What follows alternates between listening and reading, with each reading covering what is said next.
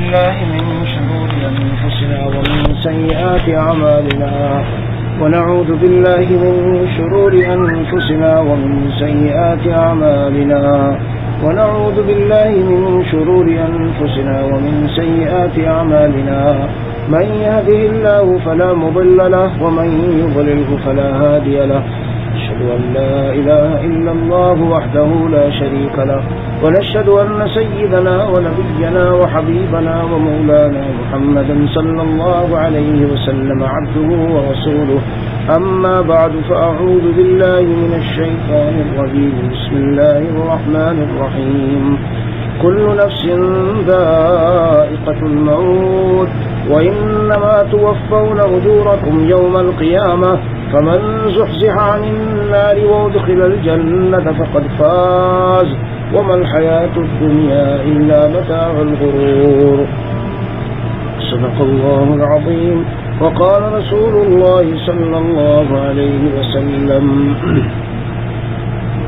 تموتون كما تحيون وتحشرون كما تموتون أو كما قال رسول الله صلى الله عليه وسلم میرے عزیز دوستو اور بھائیوں، حاضرین مجلس اور آن لائن سننے والے مسلمان بھائیوں اور ماں اور بہنوں، یہ جو آیت قرآنی میں نے پڑھی، یہی آیت میں نے کل پڑھی تھی۔ تو کل کا جو صبح کا فجر کی مجلس کا حصہ ہے مختصر سا، ذرا طویل ہو گیا تھا تو وہ موت سے متعلق تھا۔ جی، حضور اکرم صلی اللہ علیہ وسلم کا ارشاد عالی، ارشاد گرامی، جی، اور بہت ہی نافع حضور پاک علیہ الصلاۃ والسلام کا فرمایا ہوا قول کہ اکثروا ذکر ہاذم اللذات، لذتوں کو توڑ دینے والی چیز یعنی موت کو کثرت سے یاد کیا کرو۔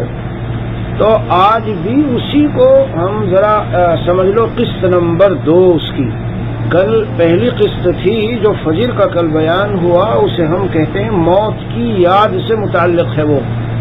تو آج بھی کچھ باتیں کل رہ گئی تھی، اصل میں وقت بہت ہو گیا تھا، گھنٹہ تقریباً ہو گیا تھا، اور اس وقت ہمیں ذہن میں آتا ہے کہ 15-20 منٹ کی کوئی مختصر سی بات ہو جانی چاہیے۔ اس لیے میرے دل میں آیا کہ 2-4 باتیں ایسی رہ گئی کہ جو میں عرض کر دوں تاکہ یہ موت کی یاد سے متعلق ایک اچھا مضمون ذہن میں ہمارے آ جائے، بیٹھ جائے، اور جب کبھی دل کے اندر بہت زیادہ غفلتیں آئے اور دنیا کی عیش عشرت اور چیزیں ہمیں اور یہاں کی رنگرلیاں اور یہاں کے مزے اور انجوائمنٹ دل میں غفلت پیدا کرے، اور نمازوں سے، تلاوت سے، ذکر اللہ سے، دین کی کتابیں پڑھنے پڑھانے سے، دینی بزرگوں سے، مشائخ سے، علماء سے ملنے جلنے، ان کے پاس اٹھنے بیٹھنے سے رکاوٹ ہونے لگے اور ہم دوسری طرف جانے لگے، جی، ٹی وی میں بیٹھنے لگ گئے، دوستوں میں گپے مارنے لگ گئے، ادھر ادھر ٹائم پاس کرنے لگ گئے۔ تو جب کبھی ایسا ہو نا تو یہ بیان اٹھا کے ہم سن لیں تاکہ احساس ہو کہ یہ زندگی دوبارہ نہیں ملے گی، اور تاکہ احساس ہو کہ موت اچانک آ جائے گی اور نہ معلوم کب آ جائے۔ مطلب خلاصہ یہ کہ ہمیں جو حضور پاک علیہ الصلاۃ والسلام چاہتے ہیں ہم سے کہ موت کا کثرت سے یا اس کو یاد کر لیا کرو۔ جو موت کو کثرت سے یاد کا مطلب یہ کہ آدمی اپنے بارے میں سوچے کہ مجھے ایک دن موت آئے گی، دنیا سے جاؤں گا اور نہ معلوم کب آ جائے، تو کیا کروں گا ان سارے مزوں میں اور دوستوں میں اور ساری دنیا کی چیزوں میں؟ یہ تو ساری یہاں رہ جانے والی ہے میرے عزیزوں۔ ایک ہمارا جسم ہے نا اور ایک روح ہے، دیکھو غور سے سمجھو۔ کوشش کروں گا آج کا مضمون لمبا نہ ہو اور اسی دائرے میں باتیں رہیں، یعنی موت اور موت کے بعد کے متعلقات اور موت کے اثرات اور موت کے نتائج کیا ہوتے ہیں۔ دیکھو، ایک ہے جسم میرے عزیز و دوستو اور ایک ہے ہماری روح۔ ان دونوں چیزوں سے مل کر ہمارا انسان کا جو ایک دنیا میں یہ وجود ہے نا، یہ تیار ہوا ہے۔ حضرت شاہ ولی اللہ محدث دہلوی رحمۃ اللہ علیہ حجت اللہ البالغہ میں ایک بڑی قیمتی بات لکھتے ہیں، مزہ آ گیا اسے جب پڑھانا ہوا اس کا۔ وہ بات یہ ارشاد فرماتے ہیں، خلاصہ کہ بتاؤ سوار کی قیمت اور زیادہ ہوتی ہے اور وہ اہم ہوتا ہے، یا سواری زیادہ اہم ہوتی ہے؟ کیا بات فرمائی ہے بھائی۔ گاڑی میں تم بیٹھے ہو اور گاڑی لے کے چل رہے ہو، تو تم کسی کو بھی پوچھو کہ میری ویلو اور حیثیت زیادہ ہے یا گاڑی کی ویلو اور حیثیت زیادہ ہے، سوار زیادہ قیمتی ہے یا سواری زیادہ قیمتی ہے، تو میرے پیاروں سوار زیادہ قیمتی ہوتا ہے، سواری قیمتی نہیں ہوتی۔ اللہ عز و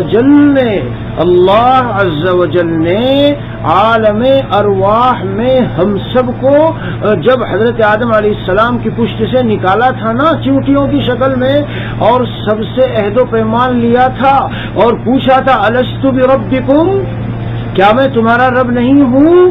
تو اس وقت کی جتنی روحیں تھیں وہ ساری پیدا ہونے کے بعد دوبارہ باپ کی پشت اور پیٹھ میں لوٹائی نہیں گئی، ساری عالم ارواح میں اکٹھی رکھی موجود ہے، وہاں ساری موجود ہے، عالم ارواح میں ساری موجود ہے۔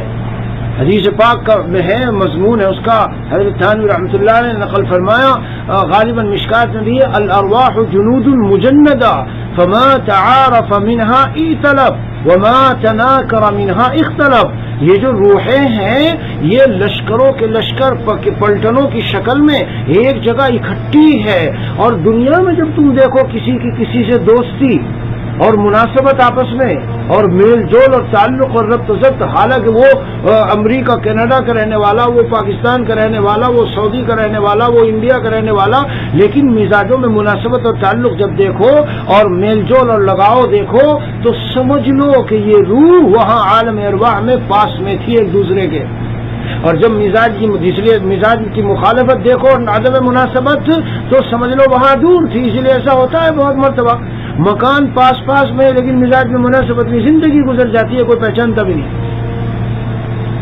اسی سے حکیم الامت تھانوی رحمۃ اللہ نے ایک نقطہ اور نکالا، عرض کرتا چلوں، یہ جو شیخ بناتے ہیں مرشد جی اور پیر مریدی کا جو نظام ہوتا ہے اللہ والوں سے تعلق کا، یہ مناسبت پر مبنی ہے، اگر مناسبت نہ ہو نفع نہیں ہوتا، کتنا ہی کوئی بڑا بزرگ ہو اور مناسبت نہ ہو بالکل نفع نہیں ہوگا، اور اتنا بڑا بزرگ ہو نہ ہو اور مزاج میں مناسبت ہو تو انسان کو دینی ترقی ہوتی چلی جاتی ہے، اس کے مشوروں سے، اس کی باتوں سے، اس کی تعلیمات سے، اس کے بیانات سے، اس کے بعد نصیحت سے نفع ہوتا ہے، زندگیاں بدلنے لگتی ہے، تبدیلی آتی ہے، ہر بات اس کی پسند ہوتی ہے۔ بہرحال باتیں تو اور آتی ہیں یہاں، لیکن میں رک جاتا ہوں، بریک لگاتا ہوں، اور میں کیا کہتا ہوں، سواری کی جو بات میں نے شروع کی ہے نا، تو وہ روح عالم ارواح سے جب انسان مرد عورت ملتے ہیں اور ملنے کے بعد 4 مہینے یعنی 3 چلے گزر جاتے ہیں، اللہ عز و جل فرشتے کو حکم دیتے ہیں اس روح کو لے جا کے وہاں ڈالو، وہ جو جسم ماں کے پیٹ میں تیار ہوا ہے، اللہ اکبر کبیرہ، ہمیں سر سے پیر تک خدا کی بندگی میں جھوم جانا چاہیے اور جھک جانا چاہیے اور سرب سجود ہو جانا چاہیے، کیونکہ میرے بھائیوں، میرے اور آپ کے بنانے میں حق تعالی جب بنا رہے ہیں ماں کے پیٹ میں، کوئی ماں، کوئی باپ، کوئی کائنات کا انسان، کوئی فرد، کوئی قوم، کوئی برادری، کوئی شریک نہیں ہوتا۔ ہم دنیا میں آ کے بھول جاتے ہیں، جب شادیاں ہوتی ہیں تو کہتے ہیں برادری کو خوش رکھنا ہے، کوئی غمی خوشی کا معاملہ ہوتا ہے تو کہتے ہیں فلاں یوں کہہ رہا ہے، فلاں یوں کہہ رہا ہے، ظالم، نہ تو اول واسطہ فلاں سے پڑا ہے، نہ مرنے کے بعد آخری واسطہ فلاں سے پڑے گا، نادان جس سے واسطہ پڑھنا ہے اور پڑھا ہے، اور جس سے واسطہ پڑے گا، اور میں کہتا ہوں پڑھ رہا ہے، ابھی بھی وہی اللہ سارا سب کچھ دے رہے ہیں، کھلا رہے پلا رہے عزت دے رہے، سارا نظام ابھی بھی وہ، لیکن پردہ ہے پردہ۔ تو میں کبھی کبھی دعا میں کہتا ہوں یا اللہ تعالیٰ میں کیوں کسی کی مانوں، کیوں کسی کی مانوں، کیوں کسی کی وجہ سے میں آپ کے دین کی باتوں کو چھوڑوں، اور کیوں کسی کی وجہ سے کہ فلاں یوں کہے گا اور یہ کہے گا میں آپ کے حکموں کو توڑنا اور چھوڑنا شروع کروں۔ جب میں ماں کے پیٹ میں تیار ہو رہا تھا ان میں سے کون آیا تھا، برادری میں سے کون آیا تھا، چھوٹے بڑے جتنے دنیا میں دکھتے ہیں بتاؤ کون تھا ماں کے پیٹ میں جو تیار کر رہا تھا ہمیں؟ ایک وحدہ لا شریک لہ، میرا ایک اللہ جس کا نہ کوئی شریک ہے ذات میں نہ کوئی صفات میں، یکتا اور اکیلا۔ خیر پھر سے مضمون دوسری طرف جا رہا ہے، تو آئیے لوٹیں۔ مجھے کہنا کیا ہے، یہ جو بدن تیار ہوا ہے میرے عزیزو، یہ ہے سواری، اور وہ جو روح ڈالی جا رہی ہے وہ ہے سوار، اور اصل انسان وہی ہے میرے بھائیوں، اصل انسان وہی ہے۔ اس لیے اگر آدمی کرسی پہ بیٹھا ہو اور بیٹھے بیٹھے کرسی پر انتقال ہو جائے، اب آپ بیٹھنے والوں سے پوچھو بھئی مولانا فلاں کہاں ہے، تو پتہ ہے وہی نہیں کہیں گے یہاں موجود ہے، یہ بیٹھے کرسی پہ، کہیں گے انتقال ہو گیا۔ جس زمانے میں مجھے انگلش نہیں آتی تھی تو میں ساؤتھ افریقہ گیا میرے ایک جاننے والے کا انتقال ہوا، میں گھر جا کے ان کے کہہ رہا ہوں ویز انکل عبد الحی. میرا مطلب وہ نہیں تھا کہ میں ان کو پوچھ رہا ہوں وہ کہاں ہے، مطلب یہی تھا کہ ان کا جسم کہاں ہے، لیکن اس وقت تک میں جانتا نہیں تھا. تو ان کے بیٹے نے جواب دیا کہ مولانا ہی پاسڈ اوے. تو میں نے اس سے کہا، میں نے کہا وہی مجھے جاننا ہے وہ ہے کہاں. اصل میں کوشچن اور سوال یہ کرنا چاہیے تھا where is funeral of uncle عبد الحی، ویئر از ہز باڈی، اس کا جسم کہاں ہے، اس کی سواری کہاں ہے. وہ سوار جو تھا اصل وہ تو جا لیا دنیا سے، انتقال ہو گیا. کیا مطلب انتقال ہو گیا؟ انتقل ينتقل انتقالا، منتقل ہونا، یعنی وہ منتقل ہو کے چلا گیا، ایک دنیا سے ایک عالم سے دوسرے عالم میں چلا گیا. یہ ہے موت کی حقیقت. جب ہم دنیا میں آتے ہیں عالم ارواح سے آتے ہیں عالم دنیا میں، عالم دنیا سے جائیں گے عالم برزخ میں، اور پھر وہاں سے عالم آخرت میں. اس طرح سے یہ منتقل ہونا ایک جگہ سے دوسری جگہ. اسی لیے علماء نے لکھا ہے، اہل اللہ اور علماء اور محققین نے اور محدثین نے، کہ جتنی روحیں وہاں تیار ہو چکی عالم ارواح میں، جب تک ایک ایک چن چن کے عالم ارواح سے دنیا میں نہیں آ جاتی تب تک قیامت قائم نہیں ہوگی. اسی لیے ہمارے حضرت والا رحمۃ اللہ علیہ کی ایک کتاب ہے جو میرا بیان سن رہے ہیں سب کو تلقین کرتا ہوں کہ اپنے بستر کے پاس رکھو ڈیسک پر، اور تھوڑا تھوڑا اسے روزانہ پڑھا کرو. اس کتاب کا نام ہے روح کی بیماریاں اور ان کا علاج. روح کی بیماریاں اور ان کا علاج. میرے عزیزو، جس طرح جسم بیمار ہوتا ہے، کینسر ہے، ٹی بی ہے، نزلہ ہے، زکام ہے، اسی طرح روح بیمار ہوتی ہے. آج کا انسان مسلمان کہلاتا ہے لیکن اللہ کے بندے کو اتنا احساس نہیں ہے کہ لاؤ میں روح کی بیماریوں کا علاج کراؤں. روح کی بیماریوں کے ہاسپٹل بھی ہوتے ہیں، ان کو خانقاہ کہتے ہیں. اہل اللہ، اللہ کے خاص اولیاء جو اس راستے سے گزرے ہیں اور ڈگری ملی ہے ان کو. یہ جو خلافت لوگ کہتے ہیں کیا ہے خلافت؟ یہ ایک ڈگری ہے ایک طرح کی. تم اب اس قابل بن گئے ہو امراض روح سے، تمہیں واقفیت بھی ہو گئی، پہچان بھی ہو گئی، اور اس کے علاج کا طریقہ اور تدبیر بھی تم کو آ گئی. یہ جو مضمون بول رہا ہوں دلیل پیش کروں حدیث سے. قال رسول اللہ صلی اللہ علیہ وسلم ما زہد عبد فی الدنیا الا انبت اللہ الحکمت فی قلبہ وانطق بها لسانہ وبصره عیب الدنیا وداءها ودواءها واخرجہ اللہ منها سالما الى دار السلام. اس حدیث شریف میں صاف بتایا ہے پوری یہ بات. ڈاکٹر کب بنو گے روحانی، اور طبیب کب بنو گے، دنیا کے امراض اور دنیا کی بیماریوں کو کب جانو گے؟ فرمایا جب کوئی بندہ زاہد ہو جاتا ہے، دنیا دل سے نکال پھینکتا ہے، دنیا کے عہدے، دنیا کی چیزیں، دنیا کا منصب، دنیا کی دولت، دنیا کا سامان، دنیا کا عیش، دنیا کی عشرت، اور غرض یہ کہ جتنا اللہ کا خیر دل سے نکال ڈالتا ہے. انبتہ اللہ الحکمت فی قلبی، اللہ تعالیٰ خصوصی حکمت اور خصوصی علم لدنی اپنے ہاتھ سے اس کے دل میں عطا فرماتے ہیں. وانطق بها لسانہ، اور پھر اسے مقرر بنا دیتے ہیں، تقریر آ جاتی ہے اس کو، یعنی ایسا بیان آ جاتا ہے جو دلوں کو چیرتا پھاڑتا ہوا زندگیوں میں انقلاب پیدا کرتے. یہ ہے انطق بها لسانہ. اور آگے چلو، وبصرہ عیب الدنیا وداءها، سبحان اللہ، اور اللہ اسے دکھاتے ہیں دنیا کے عیب، دنیا کی بیماریاں، دنیا کی سکنس، دنیا کی خرابیاں جو روح کو جا کے لگتی ہے اور انسان کو تباہ کرتی ہے. داءها ودواءها، اور پھر اس کا دوا بھی، اس کی دوا بھی اللہ بتاتے ہیں. تکبر سے کیسے بچو گے، غصے سے کیسے بچو گے؟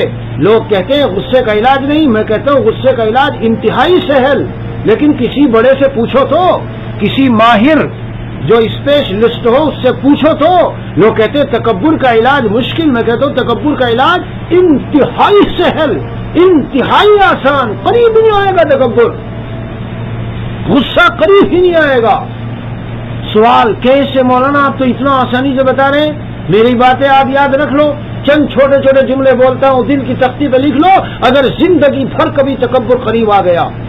سوال نمبر 1، جو کمال مجھے اور آپ کو حاصل ہوا، اللہ کے راستے میں خرچ کرنے کی مال جو توفیق ملی، یا جو عبادات میں نے کر لی، یا جو بیانات کر لیے، یا جو نوافل پڑھ لیے، چند سوالات اس پہ عرض کرتا ہوں. یا جو علمی کمال حاصل ہو گیا، علمی صلاحیت حاصل ہو گئی، یا جو لوگ مریدین اور شاگرد جتنے بن گئے، یہ ساری چیزوں پر چند سوالات قائم کر لینا دل میں. زندگی بھر ریاض کی ایک عورت شاید بیان سن رہی ہو، لکھ کے بھیجا. بیچاری نے مجھ کو فون کیا اور فون پہ پوچھا یہ میرے اندر ہے کہ مجھے بہت جلدی بڑائی آتی ہے, بالکل نکل کے دیتی نہیں. میں نے کہا بڑا آسان علاج ہے. وہ آج اگر یہاں سن رہی ہو تو سن لے. آسان علاج کیا ہے؟ سوال نمبر 1, کیا یہ جو اعمال میں نے کیے تو اپنے اختیار سے کیے یا اللہ کی توفیق سے کیے؟ جواب اللہ کی توفیق سے. تو پھر میرا کیا کمال کہ میں سمجھوں آئی ایم سم تھنگ. سوال نمبر 2, کیا دلیل ہے کہ میں مرتے دم تک ان اعمال پر, ان نوافل پر, ان عبادات پر, ان بیانات پر, ان کمالات پر میں اس وقت تک قائم رہوں گی یا اللہ مجھ سے چھین لیں گے؟ کیا دلیل ہے؟ بتاؤ, دلیل بتاؤ. گارنٹی کا سرٹیفکیٹ کوئی ملا ہو؟ جب بات یہ ٹھہری تو ہو سکتا سامنے والی میری ننند بھاوج, سامنے والا میرا بھائی جس کے مقابلے میں اپنے کو آئی ایم سم تھنگ سمجھ رہا ہوں, اسے اللہ توفیق دے اور وہ تو بہت اونچے مقام پہ چلا جائے اور میں کسی وجہ سے گرتی اور گرتا چلا جاؤں اور گڈھے میں چلا جاؤں, داڑھی بھی کٹ جائے, پینٹ شرٹ بھی آ جائے, فلمیں بھی دیکھنے لگ جاؤں. تو کیا دلیل ہے کہ ہم اپنے کو سمجھ لیں سمجھ لیں کہ میں آئی ایم سم تھنگ؟ 2 سوال ہو گئے. تیسرا سوال, یہ جو اعمال مجھ سے ہو رہے ہیں اور یہ سب میں کر رہا ہوں اور کر رہی ہوں, کیا دلیل ہے کہ یہ اللہ کے یہاں قبول ہے؟ ہاں, ہو سکتا ہے ان میں کوئی ریا آ گئی, ہو سکتا ویسے اخلاص نہ ہو جیسا چاہیے. جب یہ دلیل نہیں معلوم تو اپنے کو بڑا کیسے سمجھا؟ سوال نمبر 4, جس کے مقابلے میں بڑا سمجھ رہے ہو سکتا اس نے زندگی میں اپنے انتہائی خلوص دل سے, انتہائی مجاہدے اور قربانی سے کوئی ایسا عمل کر لیا ہو کہ وہ اللہ کے یہاں اتنا مقبول ہو گیا ہو کہ اللہ نے اس کے سارے گناہوں کو معاف کر ڈالا ہو. اور ہو سکتا ہم سے کوئی ایسی نکمی اور گھٹیا حرکت ہو گئی, کوئی ایسا زبان سے کسی کو تکلیف دینے والا گھٹیا جملہ نکل گیا کہ ساری زندگی کی عبادات طاعات پھینک دی گئی ہو اور اس کی وجہ سے ہم جہنم کے مستحق ہو چکے ہوں اور وہ جنت کا مستحق بن چکا ہو. تو میرے عزیزوں, میرے دوستوں, کیسے ہمیں ہمت ہوگی کہ ہم اپنے کو بڑا اور فلاں کو نیچا سمجھ لیں؟ یہ میں اصل میں اس پہ عرض کر رہا ہوں کہ لوگ کہتے ہیں ان کا علاج کیسے؟ علاج تو آسان ہے, لیکن ڈاکٹر سے پوچھے تو اسپیشلسٹ سے. غصے کا علاج بتاتا ہوں, انتہائی سہل اور آسان. بیوی کی طرف سے بات آئی, غصہ آیا, شوہر کی طرف سے بات آئی, غصہ آیا, دوستی کی طرف سے بات آئی, غصہ آیا, تو 2 باتیں سوچ لینا. نمبر 1, نامناسب بات طبیعت کے خلاف پیش آئی, مجھے غصہ آیا, اپنے کو خطاب کر کے وہ ظالم, تو صبح سے شام تک اللہ تعالیٰ کی شان کے کتنی نامناسب حرکتیں کرتا ہے. اگر اللہ کو ایسے غصہ آ کے تجھے تباہ اور برباد کرنے پہ آ جائیں تو ایک دن بھی زندہ نہ رہے. ہاں, سوچ لو, دیکھو کتنی جلدی غصہ ختم ہوگا. اور دوسری بات, امام غزالی رحمۃ اللہ علیہ فرماتے ہیں, ذرا سی دیر کو یہ سوچو, اس شخص کو سامنے جو ہے اس نے جو کچھ کیا ہے میرے متعلق خود کیا ہے یا یہ کسی کے قبضے میں اس نے کرایا ہے؟ اس نے کرایا, شاید میری کوئی خیر چھپی ہے, اور اگر میں ناراض ہو رہا ہوں تو اس کا مطلب اللہ کے فیصلے پر میں راضی نہیں ہوں.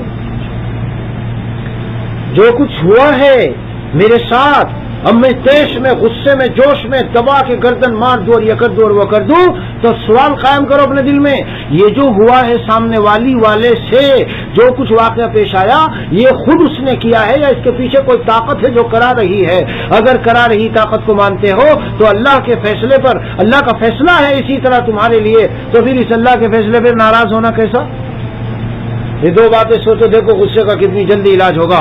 بہرحال اس حدیث شریف میں ہے, اللہ تعالیٰ کیا کرتے ہیں, دنیا کی چیز کی بیماریاں بھی بتا دیتے ہیں اس نیک بندے کو, لیکن شرط ہے زہد ہو دل میں, دنیا نکال چکا ہو غیر اللہ, اور پھر اس کا علاج بھی بتاتے ہیں. جی, وبصرہ عیب الدنیا وداءها واخرجہ اللہ منہا سالما الی دار السلام, اور دنیا سے اسے دار السلام یعنی جنت کی طرف سلامتی کے ساتھ نکال کے اللہ تعالیٰ لے جاتے ہیں. بات سے بات اصل میں نکلتی ہے, لیکن جب اس طرح کی باتیں آتی ہے تو سننے والوں میں کسی کا علاج اللہ تعالیٰ چاہتے ہیں. اس لیے ہمارے مشائخ نے ایک بات بتاؤں, ہمارے مشائخ اور بزرگان دین نے کہا ہے, ٹاپک لے کے بات کبھی نہ کرو, ٹاپک لے کے بات نہ کرو. حضرت والا رحمۃ اللہ علیہ سے سنا، حضرت جلال آبادی سے سنا کہ اللہ والے جب کوئی بات کریں، نیک دیندار لوگ جب کوئی بات کریں اور ان سے ملنے جلنے والے، اللہ کے لیے محبت رکھنے والے آ کے بیٹھے طالبین، تو طالبین کی سچی طلب کی برکت سے اللہ جو دل میں ڈالے بولتے رہو۔ بہرحال میرے عزیزوں، سننے والوں سنو، میں اپنے مضمون پہ ذرا لوٹ جاؤں تو وہاں عالم ارواح سے روح آتی ہے۔ میں بات یہ کیا کر رہا تھا، ایک ہے جسم، یہ ہے سواری، اور ایک ہے سوار روح۔ صبح سے شام تک ڈیوٹی 8 گھنٹے کی، 10 گھنٹے کی، اور پوری زندگی بیچارے کو ڈیوٹی کرتے کرتے گزر گئی۔ میرے پیارے کہیں کے لیے محنت ہو رہی ہے، جسم کے لیے۔ یہ جسم سواری ہے، یہاں چھوٹ جائے گی، یہ جسم سواری ہے، یہاں رہ جائے گی، ہاں، اور روح جائے گی، اصل وہ ہے انسان۔ جب موت ہو جاتی ہے، انتقال ہوتا ہے، بات اس سے نکلی تھی، منتقل ہو گیا۔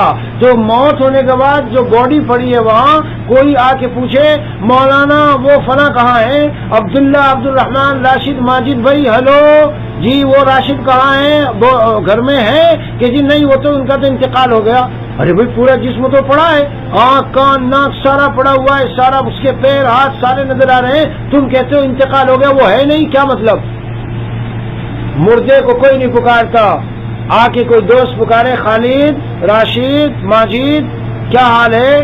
نہیں، سمجھ گئے کہ اب یہ خالد، راشد، ماجد ملا، یہ تو اس کی جسم ہے جو سواری تھی۔ اسی لیے میرے بھائیوں، کوئی کالا ہو کہ گورا ہو کہ کیسا ہو کہ کیسا ہو، یہ ساری سواری ہے۔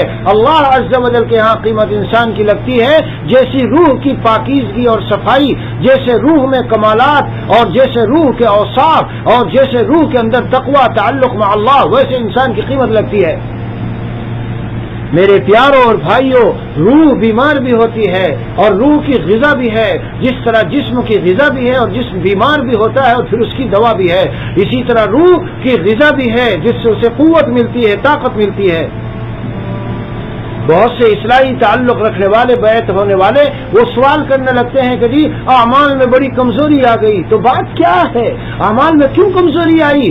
اعمال میں کمزوری آنا دلیل ہے تم نے روح کی غذا جو ہے چھوڑ دی ہے کھانا۔ جسم میں کمزوری آئے گی جب جسم کی غذا صحیح نہیں دو گے، روح میں کمزوری آئے گی جب روح کی غذا نہیں دو گے۔ ذکر و تلاوت و مناجات و استغفار و تسبیحات وغیرہ کیوں چھوڑی؟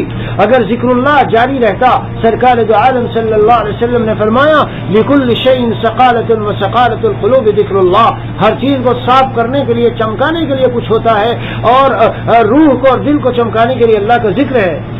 چھوڑ دیا ذکر تو روح کمزور پڑنے لگی، جب کمزور پڑنے لگی تو یہ جو جسم ہے سارا، یہ تو دل کے تابع ہوتا ہے نا۔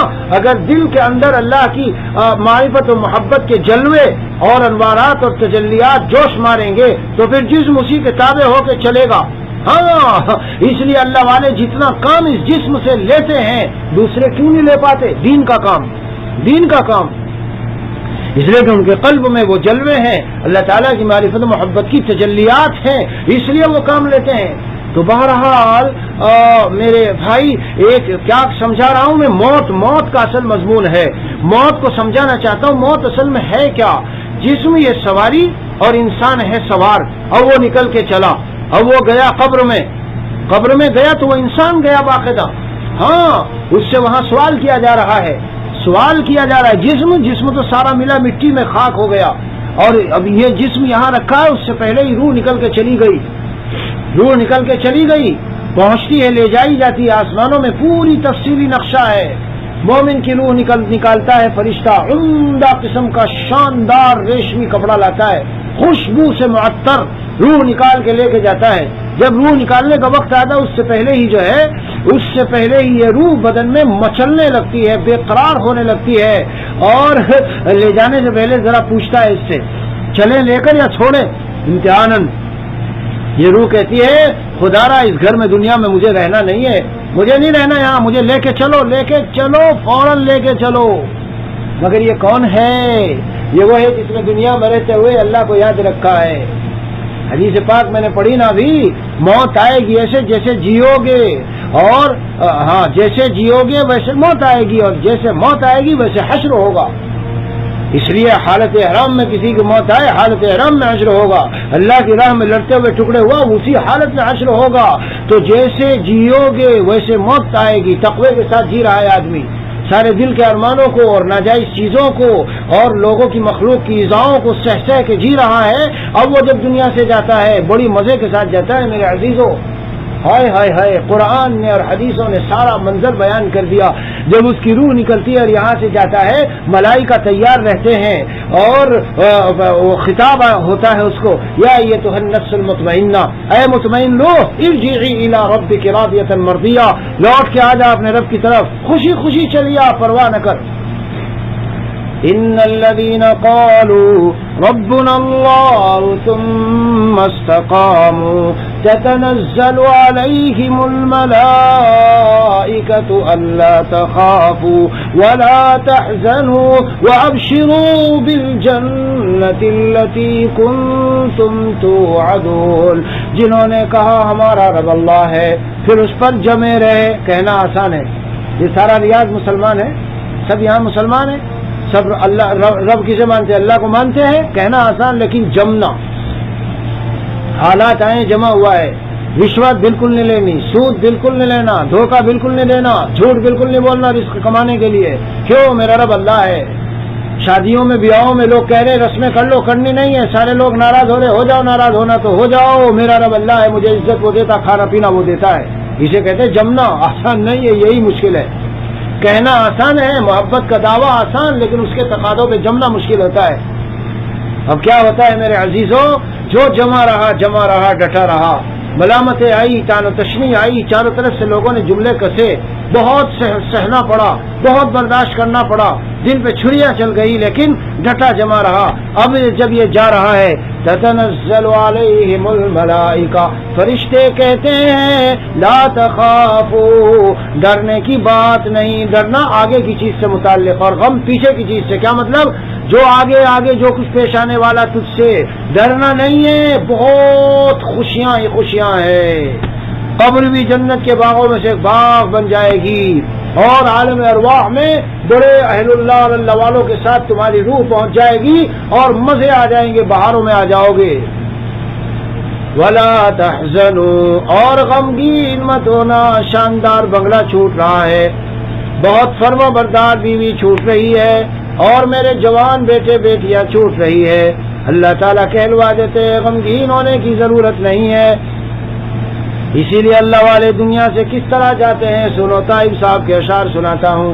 جو اللہ کے نیک بندے ہوتے ہیں، جب وہ موت کے وقت میں یہاں سے جا رہے ہوتے ہیں، زبان حال سے یہ کہتے ہوئے جاتے ہیں، پانی پانی نہ ہوں گے شرم سے آج، پانی پانی نہ ہوں گے شرم سے آج، خون میں ہم نہا کے آئے ہیں۔ کبھی ماں کی صحرا ہے، کبھی باپ کی صحرا ہے، کبھی بیوی کی صحرا ہے، کبھی نظریں بچا کے دل پہ چھڑیاں چلا رہا ہے لیکن ناجائز خواہشات پوری نہیں کر رہا۔ کبھی لوگ کہہ رہے مولوی ملا داڑھی بن گئی رکھ لی اور یہ ملا بن گیا، جملے سب کچھ ہو رہا ہے۔ تانوں تشنیع ہو کہ خنجر ہو، زخم ہی زخم کھا کے آئے ہیں، اور ساری مخلوق سے بگاڑ کے ہم اپنی بگڑی بنا کے آئے ہیں، اور لوگ روئے بچھڑ کے ہم سے، مگر ہم یہاں مسکراتے آئے ہیں۔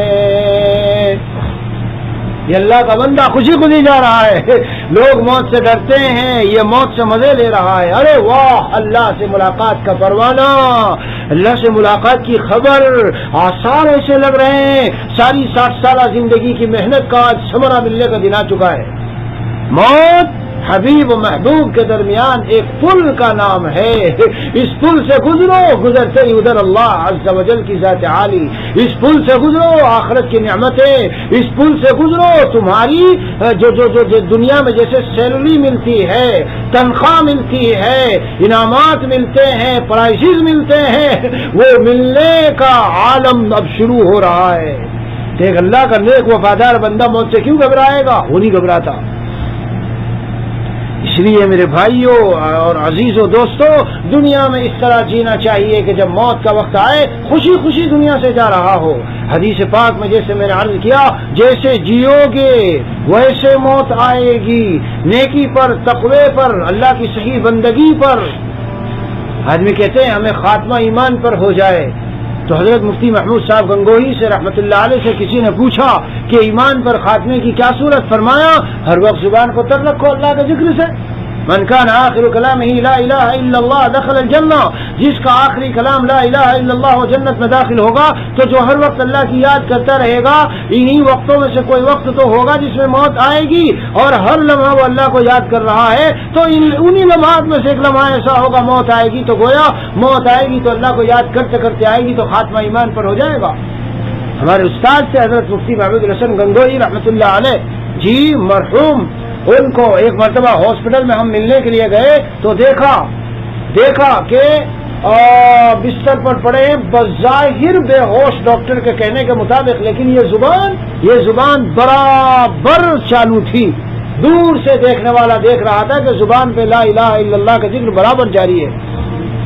پھر ایک صحابی نے سوال کیا، یا رسول اللہ صلی اللہ علیہ وسلم مختصر کوئی جامع نصیحت، شرائع الاسلام قد کثرت علیہ، اسلام کے احکام تو مجھ پر بہت ہو گئے، بہت سارے احکام معلوم ہو گئے، لیکن کوئی ایسی جامع سی نصیحت فرمائے. ارشاد فرمائے لا یزال لسانک رطبا بذکر اللہ.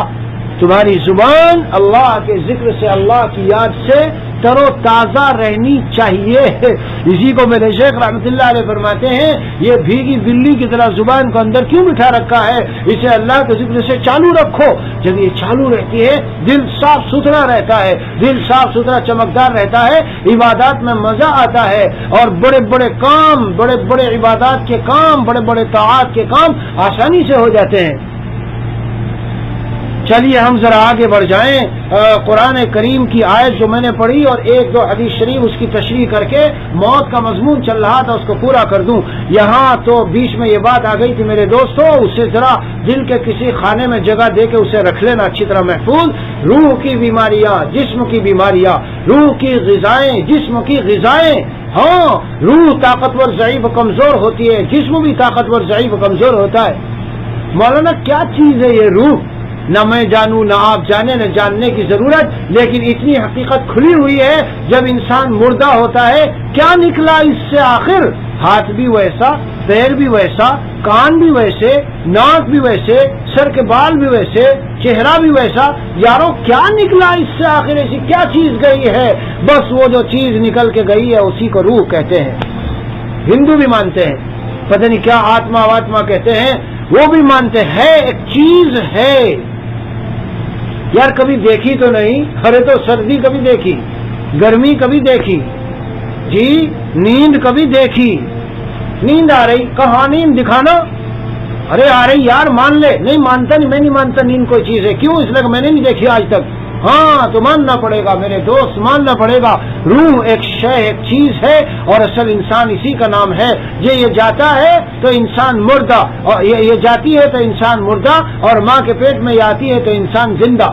اسی وقت اللہ تعالیٰ جب بھیجتے ہیں زندگی ملتی ہے. اسی لیے علماء نے کیا لکھا ہے، اگر کوئی مجبوری اور نازک حالت ہو تو 4 مہینے سے پہلے تو اسقاط جائز ہے، کرا سکتے ہیں. لیکن لفظ یاد رکھنا میرا کبھی کہ میں فتویٰ دے کے جا رہا ہوں. اگر کوئی مجبوری اور شدید نازک حالت ہو تو وقت کے وہاں کے عالم مفتی کو کیفیت بتا کر پوچھ کر اس سے تو 4 مہینے سے پہلے بچے کا اسقاط کرا سکتے ہیں. لیکن 4 مہینے کے بعد تو وہ انسان ہو چکا، اس میں زندگی آ چکی. اب اگر کراؤ تو ایسا ہوگا جیسے جاندار انسان کو موت کے گھاٹ اتارنا. لیکن آج زنا کا دور ہے، ہر طرف زنا عام پھیلا ہوا ہے. ہاں اس لیے کہ احتیاطات اور وہ چیزیں جو حضور صلی اللہ علیہ وسلم نے بتائی ان کا خیال نہیں رکھا جا رہا. عورت کو مارکیٹ کی چیز بنا دیا, دکانوں اور آفسوں میں بھیج دیا, تو زنا نہیں ہوگا تو کیا ہوگا؟ ایک حدیث شریف میں یہاں تک آیا, ضمن بات آئی, سنتے چلو. اس حدیث شریف کو میں نے تلاش کیا جب کتاب لکھ رہا تھا, تو باقاعدہ حوالے کے ساتھ اس کو لکھا میں نے کہ ان قریب ایسا وقت, قیامت سے پہلے وقت آئے گا, چلتے چلتے ایک انسان کسی کو راستے میں سے پکڑے گا اور وہی اپنی ضرورت پوری کرے گا, اور پوری کر کے آگے چل دے گا, اور کسی کو احساس بھی نہیں ہوگا. حالات جا رہے ہیں اسی طرف. آگے بڑھو بھائیوں. تو یہ موت اور یہ اس کی حقیقت ہے. زندگی وہاں سے شروع ہوئی اور موت ہوئی تو اس عالم سے اس عالم میں گئے. جب انسان مر جاتا ہے, اب ایک اہم بات ہے, حدیث شریف کی شرح کر رہا ہوں موت سے متعلق.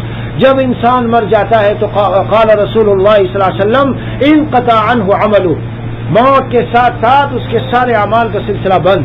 الا من ثلاث, بہت اہم ہے ہم سب کے لیے. 3 چیزیں اگر آپ کو اپنے آپ کو سمجھ لو زندہ جاوید رکھنا, یعنی ہمیشہ ہمیشہ زندہ ہی رہے آپ, اور آپ نیکیاں کرتے ہی رہیں اور نیک کام آپ کے جاری ہی رہیں, چاہے مر چکے ہو پھر بھی جاری رہے, تو اس حدیث شریف کو زندگی کا معمول بنا لو. نمبر 1, ولد صالح يدعو له, نیک اولاد چھوڑی جو اس کے لیے دعا مانگتی ہے. علماء نے لکھا یدعو له, یہ قید احترازی نہیں ہے, یعنی چاہے دعا مانگے نہ مانگے, نیک اولاد کا وجود زمین پر والدین کے لیے صدقہ جاریہ ہے. جن کو نیک بنایا, مگر اب ہم ڈگری والے ہیں تو ہم کو تو چاہیے, ڈگری میں ہم کو ساری ترقی نظر آتی ہے کہ کسی طرح اس کو ڈگری ملے. دلاؤ ڈگری, لیکن پہلے دین کا علم سکھاؤ, نیک بناؤ, اللہ والوں کے بعد بھیجو, نیک بناؤ.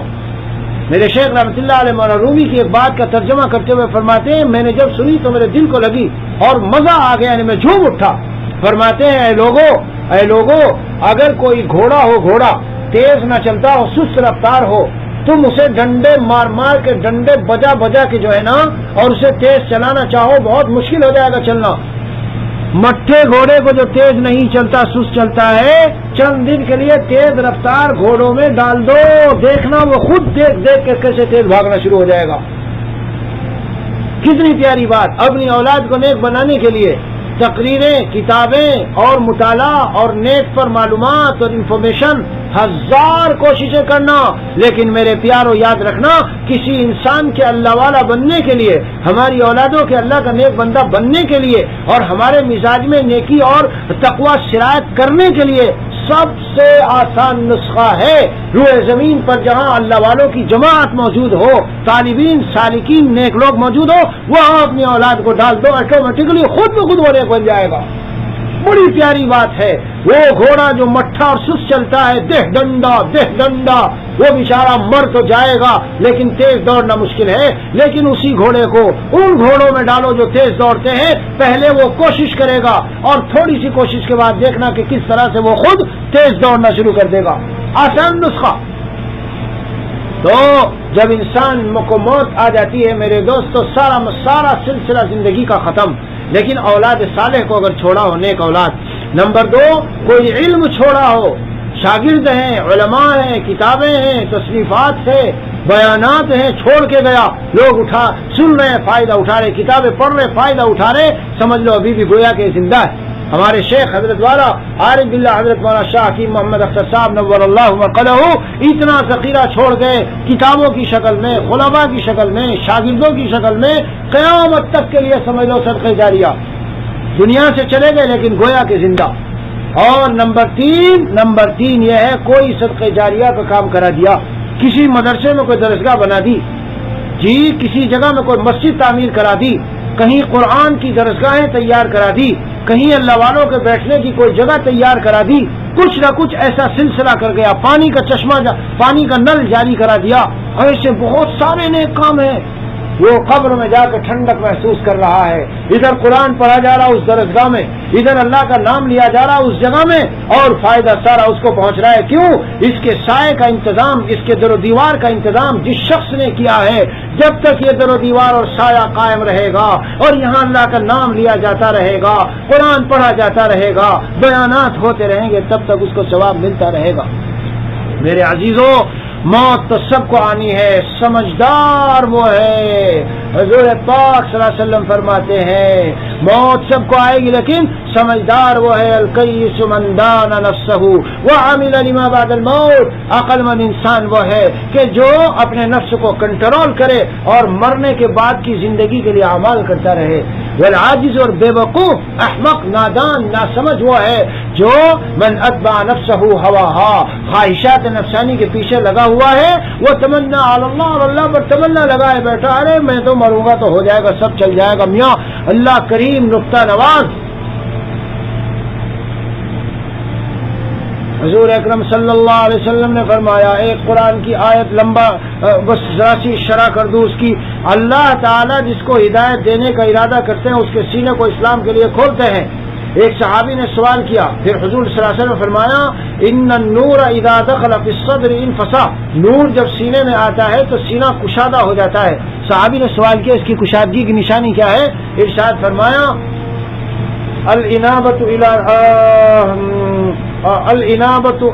التجافی عن دار الغرور، دھوکے کے گھر سے دوری اختیار کرنا، والانابۃ الی دار الخلود، اور ہمیشہ کے گھر کی طرف متوجہ رہنا، والاستعداد للموت قبل نزولی، اور موت کی تیاری موت کے آنے سے پہلے۔ بہت لمبا بیان میں اس پہ کیا کرتا ہوں لیکن وقت نہیں ہے۔ پہلا نمبر دیکھو التجافی، اپنے کو دور کرنا، یہ نہیں فرمایا عن الدنیا، دنیا سے۔ قربان جائیں ہم حضور صلی اللہ علیہ وسلم پر، ہماری کیسی خیرخواہی پیش نظر ہے، ہر قدم پر بھلائی پیش نظر ہے۔ دار الغرور، یہ دھوکے کا گھر ہے دنیا، یہاں کی خوشیاں دھوکہ ہے، یہاں کی لذتیں دھوکہ ہے، یہاں کے مزے دھوکے ہیں، یہاں کے کمفرٹ سارے دھوکہ ہے، یہاں جو کچھ نظر آ رہا ہے ساری چمک دمک یہ دھوکہ ہے۔ کیا مطلب؟ آنکھ بند ہوئی ہم سمجھ رہے تھے ہم لمبا رہیں گے، مزے آتے رہیں گے، سارا سب لمحوں میں ختم۔ کیوں بھائیو عقل مندو، دھوکہ کسے کہتے ہیں؟ دھوکہ کہتے ہیں پلیٹ میں اندر لیا کچھ اور اوپر سے ڈھک دیا کچھ، نظر آ رہا ہے کچھ، اسی کو دھوکہ کہتے ہیں۔ حقیقی بات یہ ہے یہاں کی خوشیاں حقیقی خوشی نہیں، یہاں کی تکلیفیں حقیقی تکلیف نہیں، یہاں کے مزے حقیقی مزے نہیں۔ جس وقت دنیا سے جائیں گے تو کہیں گے ہائے ہائے۔ ارے ایک روایت میں آیا سرکار دو عالم صلی اللہ علیہ وسلم فرمایا جب بعض ایسے لوگ جو دنیا میں بہت مدت تک جو ہے وہ رہے حاکم اور مزوں میں رہے، وہ دنیا سے جانے کے بعد، نہیں مضمون یوں ہے کہ اگر کسی شخص کو دنیا کی حکومت دی جائے اور ساری حکومت اور قیامت اب تک کے لیے اس کے لیے زندگی مقدر ہو، موت کے بعد جہنم کے عذاب میں اسے ایک غوطہ دیا جائے گا اور اسے پوچھا جائے گا کیا تو نے دنیا میں کبھی مزہ چکھا، عیش میں رہا؟ وہ کہے گا یا اللہ مجھے یاد نہیں ہے کہ میں کبھی عیش اور مزے میں رہا ہوں۔ ایک خدا کا چہیتا پیارا بندہ جو تکلیف و مشقتوں میں رہا، جب وہ دنیا سے گیا اور جنت کی نعمتوں میں ایک غوطہ دیا گیا یعنی وہاں کی بہاریں، اللہ پوچھیں گے تو نے کبھی زحمت و تکلیف دیکھی تھی؟ وہ کہے گا نہیں تو یا اللہ نہ مجھے تو بالکل یاد نہیں میں کبھی زحمتوں میں رہا تھا۔ اس لیے کہ یہ خواب کی طرح ہے، خواب کی طرح۔ خواب میں دیکھا ہم نے بہترین پلاؤ مرغ بریانی کھا رہے ہیں، اب اٹھے تو سوچ رہے یار منہ میں کوئی ذائقہ نظر نہیں آ رہا، کیا ہوا؟ ابھی تو بریانی چل رہی تھی، عمدہ مرغ و کباب چل رہے تھے۔ یہ دنیا میرے عزیزوں اسی طرح ہے۔ پانی کے جو بلبلے ہوتے ہیں پانی کو ڈھانک لیتے ہیں، ایسا لگتا ہے بس یہ جو اوپر خسو خاشاک اور بلبلے نظر آ رہے ہیں شاید یہی ہے۔ اور جب ہم جہاز میں اڑتے ہیں آج کل تو ساؤتھ افریقہ میں شاید کبھی ایسا ہوتا ہو کہ جب ہم اترتے ہیں وہاں بادل نہ ہو، تو اترنے سے پہلے کافی دور تک بادل تو ایسا لگتا ہے نیچے سفید سفید جیسے زمین ہے ہی نہیں ہے۔ تو اپنے کو دور رکھنا دھوکے کے گھر سے، والانابۃ الی دار الخلود، اور ہمیشہ کے گھر کی طرف متوجہ رہنا۔ کیسے متوجہ رہے گا؟ آدمی نمازیں پڑھ رہا ہے، تلاوت کر رہا ہے، ذکر کر رہا ہے، دینداروں کی مجلسوں میں بیٹھ رہا ہے، اللہ کے راستے میں مال خرچ کر رہا ہے، یہ ہے والاستعداد للموت قبل نزوله، اور موت کی تیاری کرنا موت کے آنے سے پہلے۔ اگر کسی کا انتقال ہو جائے، مر جائے، اور وہ یہ وصیت کرے میرا مال، کوئی وارث نہ اور وصیت کر جائے میرا مال سمجھدار عقل مند لوگوں کو دینا، تو یہاں ایک سوال ہے کس کو دیا جائے گا؟ بہت بڑی ڈگری والے، جج اور ایڈوکیٹ، علماء، صوفی، مجاہدین، کس کو دیں گے؟ تو جواب فقہا کا یہ ہے علماء عاملین، وہ علماء جو اللہ سے ڈرنے والے اور عمل کرنے والے. کیوں؟ قرآن نے کیا کہا ہے؟ ان فی ذلک لآیات لأولی الالباب. نا ان فی خلق السماوات والارض واختلاف اللیل والنہار لآیات لأولی الالباب. سمجھدار لوگوں کے لیے نشانیاں ہیں. کون ہے سمجھدار لوگ؟ الذین یذکرون اللہ قیاما وقعودا وعلی جنوبہم ویتفکرون فی خلق السماوات والارض. اور کیا کہتے ہیں؟ ربنا ما خلقت هذا باطلا سبحانک فقنا عذاب النار. جو اٹھتے بیٹھتے چلتے پھرتے لیٹتے ہر وقت اللہ کو یاد کرتے رہتے ہیں اور کائنات میں غور کر کر کے نتائج نکالتے ہیں کہ یا اللہ یہ ساری دنیا تو آپ نے میرے لیے بنائی، مجھے اپنے لیے بنایا، ساری کائنات کا نقشہ ایک نظام کے تحت آپ چلا رہے ہیں، اور نکال کے نتائج دعا کرتے ہیں کہ سبحانک فقنا عذاب النار. یہ ہے سمجھدار لوگ. تو ذاکرین، شاغلین اور غور و فکر کرنے والے. یہاں سے ایک بات پھر بات نکل گئی، چھوٹی سی اور سن لو، بیان ختم کروں گا. ذکر کی 4 قسمیں ہیں. ایک ذکر لسانی ہے، زبان سے الحمدللہ سبحان اللہ. ایک ذکر قلبی ہے، دل میں اللہ کو یاد رکھنا. اور ایک ذکر فکری ہے، غور کرنا کائنات میں اور سوچتے رہنا. واللہ اس غور کرنے سے بڑے مسائل حل ہوتے ہیں، اللہ کی بڑی عجیب معرفت حاصل ہوتی ہے، بڑی عجیب معرفت، بڑا عجیب قرب حاصل ہوتا ہے. اور ایک ذکر ہے ذکر عملی، اپنے بدن اور اعضاء کو مشغول رکھنا اللہ کی اطاعت میں. اب کمال کا انسان وہ ہے جو چاروں کو لے کے چلے، چاروں کو لے کے چل رہا ہو. سبحان اللہ. اللہ تعالی عمل کی توفیق عطا فرمائے. اللہ تعالی ہمیں ان لوگوں میں شامل فرمائے جو دنیا میں رہتے ہوئے ہر لمحہ موت کو یاد رکھتے ہیں، آخرت کی تیاری میں رہتے ہیں. ہمارے بزرگوں نے ہمیں یہی سکھایا کہ بھئی موت سے کبھی غافل نہ ہونا، کیونکہ موت سے اگر غافل نہ ہو آدمی اور موت کو یاد رکھے تو ناجائز لذتوں میں، حرام مزوں میں، دنیا کی بیکار کی جو ہے خوشیوں میں اور ان میں وہ نہیں لگتا. پھر اسے ہر وقت یاد رہتی ہے آخرت کی نامعلوم کب جانا، اور پوری وہاں کی کیا رکھتا ہے، پوری تیاری رکھتا ہے. سرکار دو عالم صلی اللہ علیہ وسلم نے صدیق حضرت عمر رضی اللہ عنہ کے بیٹے عبداللہ بن عمر رضی اللہ عنہ کو نصیحت کرتے ہوئے کہا تھا، کندھا پکڑا. ایک شاعر نے لکھا ہے حدیث کے کہ یہ بیٹے ہونے والے تھے کس کے؟ فیوچر میں عن قریب امیر المومنین کے بیٹے ہونے والے تھے. تو خاص طور سے ان کا کندھا پکڑ کے حضور فرما رہے ہیں. کیا فرمایا؟ فرمایا اے ابن عمر کن فی الدنیا کانک غریب. اوئے ہوئے کیا بات ہے. او عابر سبیل، دنیا میں اس طرح رہنا جیسا کہ تم مسافر پردیسی ہو. تمہاری ہر ادا بتائے کہ تمہارا حال ایسا ہے جیسے کوئی تعلق دائیں بائیں کی چیزوں سے نظر نہیں آ رہا ہے. مسافر، پردیسی، اجنبی. میرے عزیز جو مسافر ہوگا ریاض میں، دمام میں، مکے میں، مدینے میں، تو وہ مسافر یہاں دل لگا کے اپنی ساری پونجی ختم کر کے جائے گا.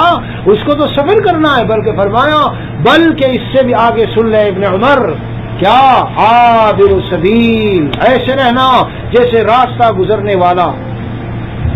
یہی تو ہے دنیا.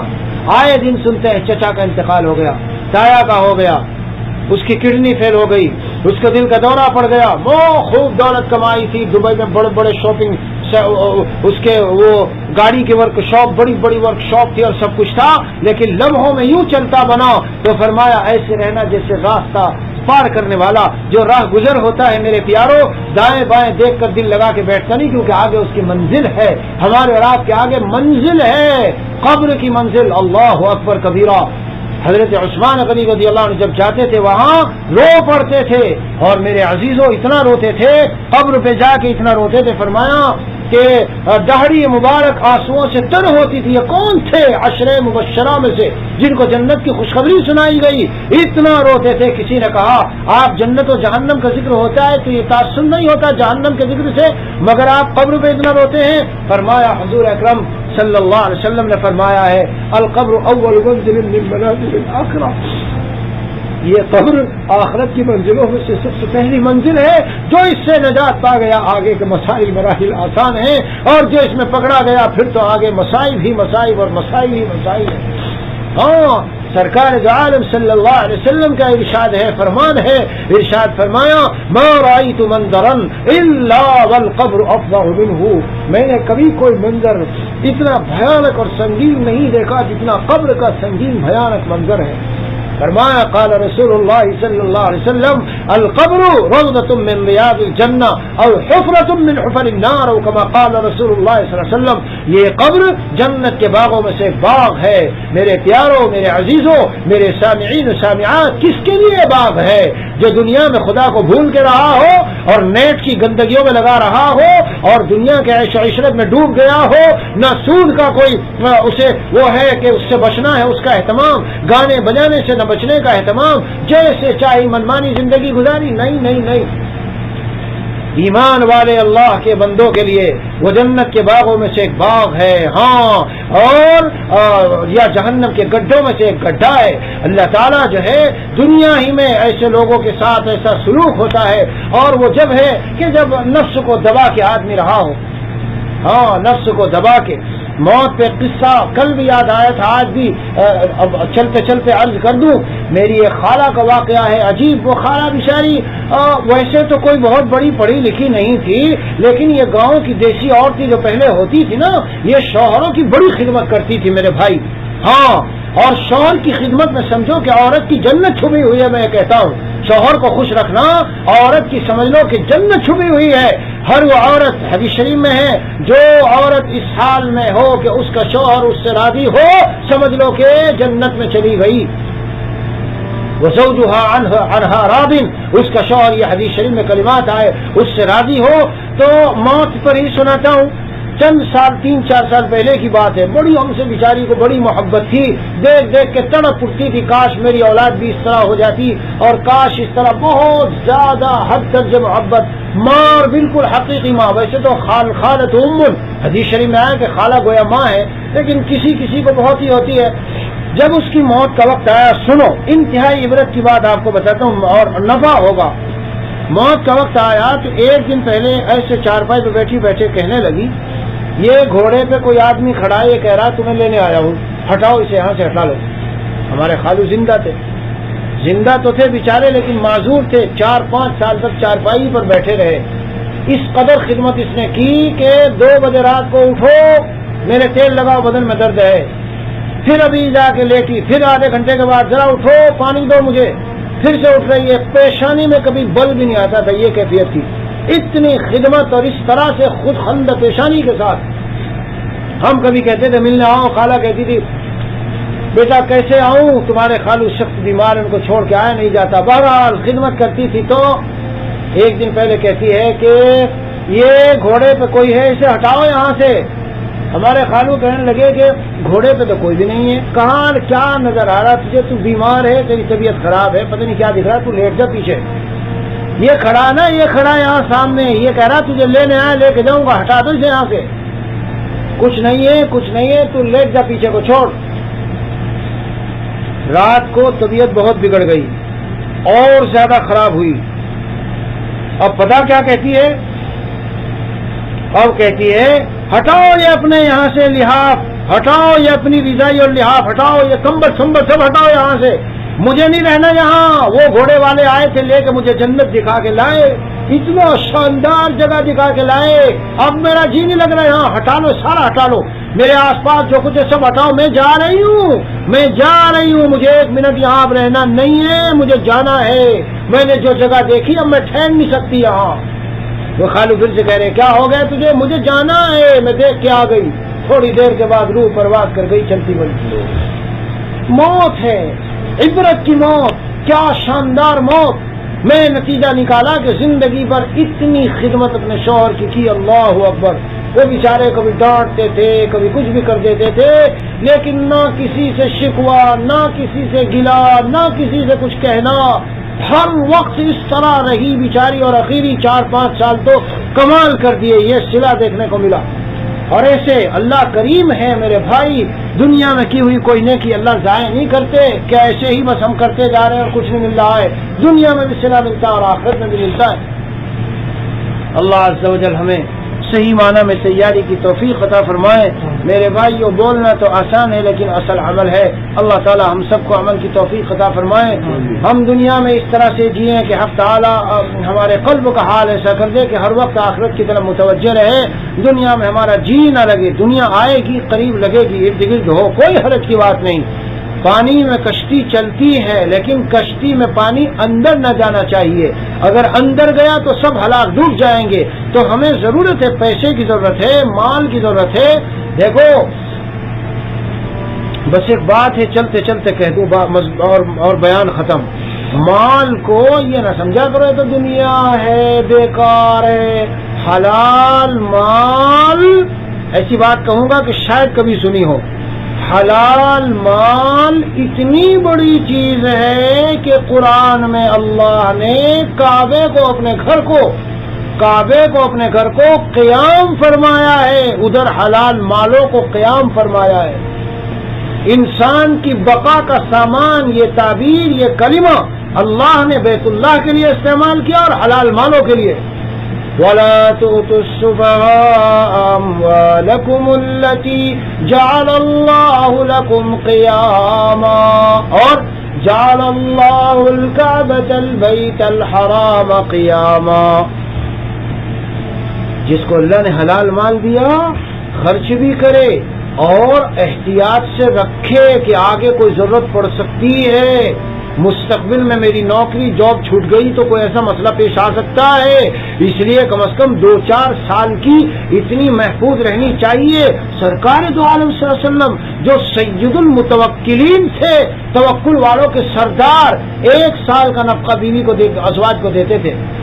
امام غزالی نے یہاں سے لکھا کہ 1 سال تک کا تو جمع کر کے رکھنا زہد کے بھی خلاف نہیں ہے، اور ہم جیسے کمزور دل والوں کے لیے کئی سال بھی اگر رکھ لو، اس غرض سے کہ کہیں ایسا نہ ہو۔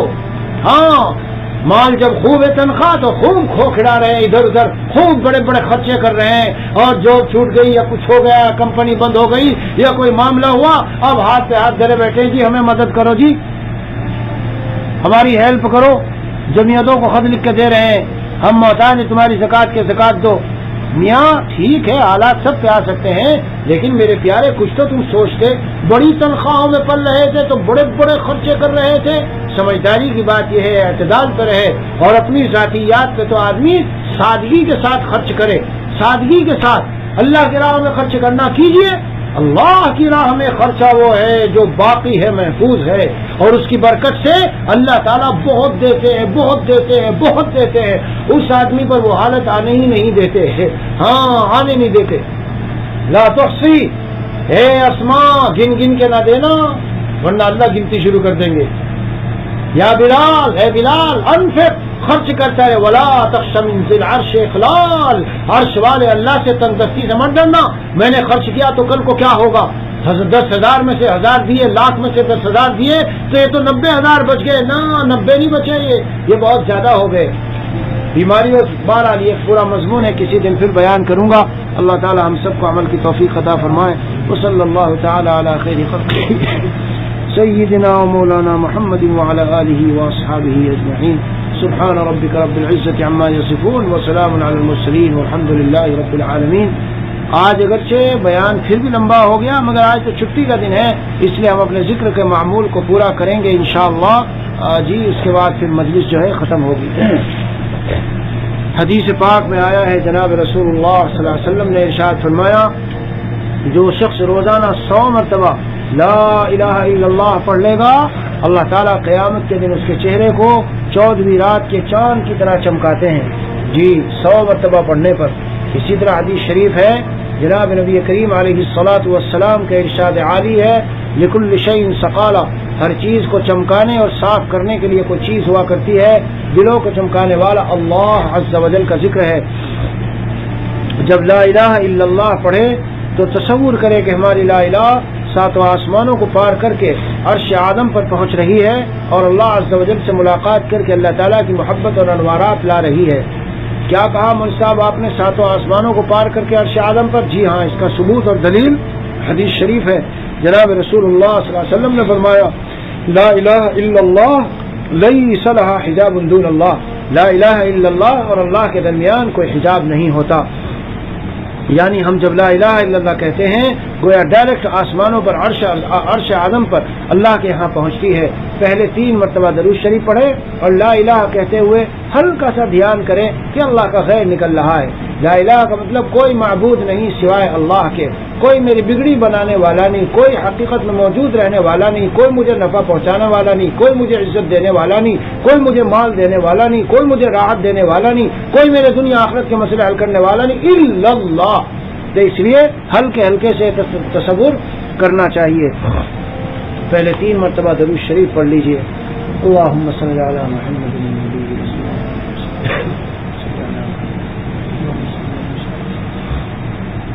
اللہم صلی علی لا الہ الا اللہ لا الہ الا اللہ لا الہ الا اللہ لا الہ الا اللہ لا الہ الا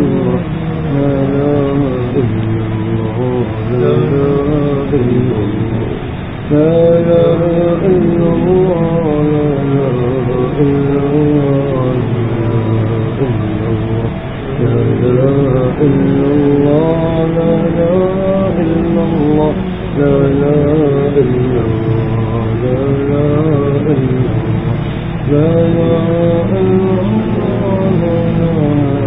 اللہ لا الہ الا محمد رسول اللہ صلی اللہ علیہ وسلم. یار رہے یا رب تو میرا اور میں تیرا یار رہوں. مجھ کو فقط ہو تجھ سے محبت، خلق سے میں بیزار رہوں. ہر دم ذکر و فکر میں تیرے مست رہوں، سرشار رہوں. ہوش رہے نہ مجھ کو کسی کا، ہوش رہے نہ مجھ کو کسی کا، تیرا مگر ہوشیار رہوں. اب تو رہے بس قدم آخر ورد صبح ہے میرے نام. لا الہ الا اللہ لا الہ الا اللہ لا الہ الا اللہ لا الہ الا اللہ لا الہ الا اللہ لا الہ الا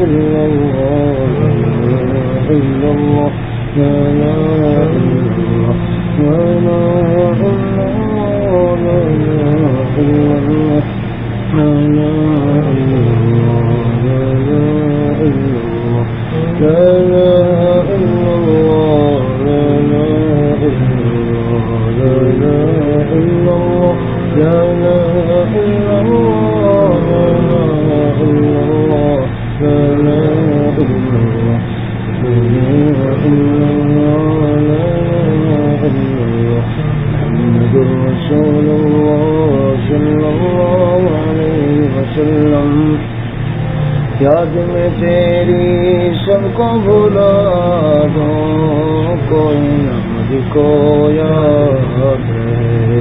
تجھ پر سب دربار لٹا دو، خانہ دل آباد رہے. سب خوشیوں کو آگ لگا دو، سب خوشیوں کو آگ لگا دو. غم سے تیرے دل شاد رہے، اور سب کو نظر سے اپنی گرا دو. تجھ سے فرقت فریاد رہے. رب تو رہے بس قدم آخر ورد صبح ہے میرے نام. لا الہ الا اللہ لا الہ الا اللہ لا الہ الا اللہ لا الہ الا اللہ لا الہ الا اللہ لا الہ الا اللہ لا الہ الا اللہ لا الہ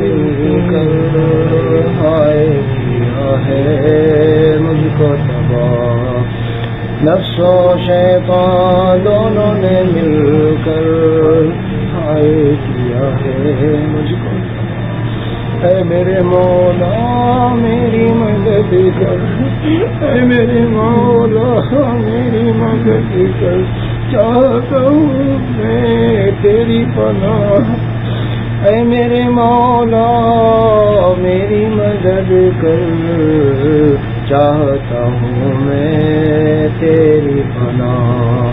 مجھ سا خلق میں کوئی نہیں گو، مجھ سا خلق میں کوئی نہیں گو، بد کردار و نامسیاں، مجھ سا خلق میں کوئی نہیں گو، بد کردار و نامسیاں، تو بھی مگر غفار ہے یا رب، بخش دے میرے سارے گناہ۔ اب تو رہے بس دم آخر، ورد زباں ہے میرے الہ، لا الہ الا اللہ، لا الہ الا اللہ، لا الہ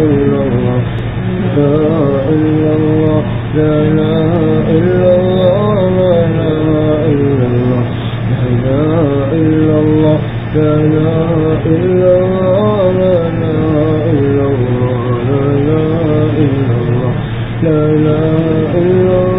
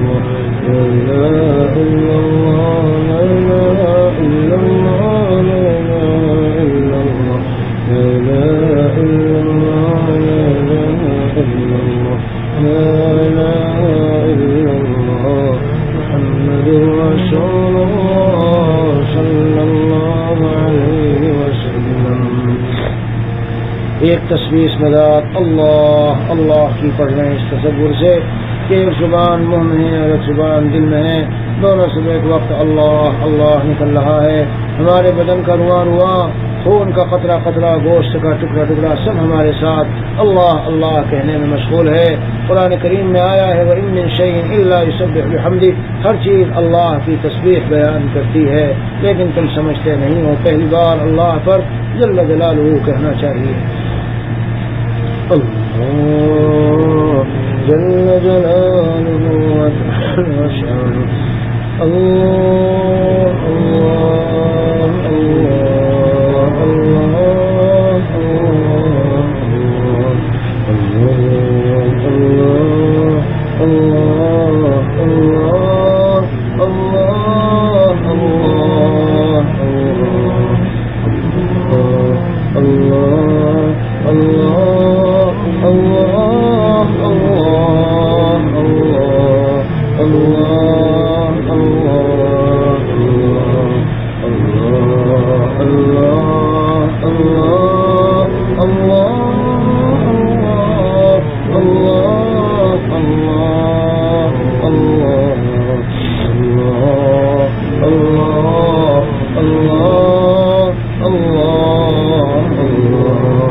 اللہ اللہ کیسا پیارا نام ہے، اللہ اللہ کیسا پیارا نام ہے، عاشقوں کا مینار جام ہے، عاشقوں کا مینار جام ہے۔ اللہ اللہ ایچ شیرین اس نام، شیر و شکر می شود جانم تمام، کیا نظر ہم پر نہ ڈالی جائے گی، کیا نظر ہم پر نہ ڈالی جائے گی، کیا میری فریاد خالی جائے گی، کیا میری فریاد خالی جائے گی، آہ جائے گی نہ میری رائے گا، آہ جائے گی نہ میری رائے گا، آہ جائے گی نہ میری رائے گا، تجھ سے ہے فریاد اے رب جہاں، تجھ سے ہے فریاد اے رب جہاں، اور جو بشر بھی سن لے میری آہ کو، جو بشر بھی سن لے میری آہ کو، بس تڑپ جائے وہ تیری چاہ کو، بس تڑپ جائے وہ تیری چاہ کو، اور قرب کی لذت چکھا کر اے خدا، قرب کی لذت چکھا کر اے خدا، رنج مہجوری میں نہ کر پھر مبتلا، اور اپنے ملنے کا پتہ کوئی نشان تو بتا دے ہم کو اے رب جہاں، کوئی تجھ سے کچھ کوئی کچھ مانگتا ہے، الہی میں تجھ سے طلبگار تیرا، اور تو کر دے خبر ساری خبروں سے مجھ کو، الہی رہوں ایک خبردار تیرا، اللہ اللہ اللہ اللہ اللہ اللہ اللہ اللہ اللہ اللہ اللہ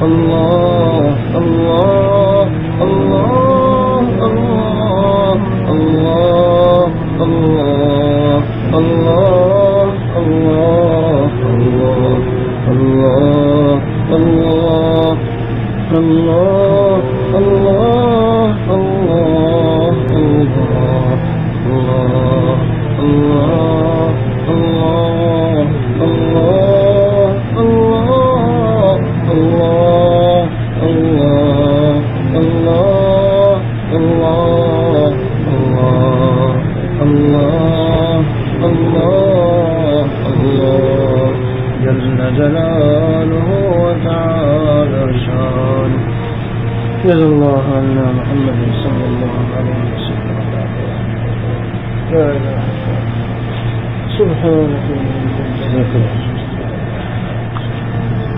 اللهم وبحمدک